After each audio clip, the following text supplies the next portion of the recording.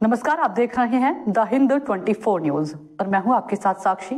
आइए नजर डालते हैं आज की बड़ी खबरों की ओर। देखिए, कभी कभी लगता है कि आपुन ही भगवान है। প্রধানমন্ত্রী নরেন্দ্র মোদীকে এরকমই একটা অলিখিত বার্তা দিতে চান। বিজেপির অনেক নেতাই বারবার বলেছেন একেবারে ভগবান তার অবতার হিসেবে নরেন্দ্র মোদীকে দেখানো হয়েছে। তাহলে মা কালীর পাশাপাশি বিজেপি রাজ্যের অনুষ্ঠানে মা কালীর সঙ্গে নরেন্দ্র মোদীর ছবি।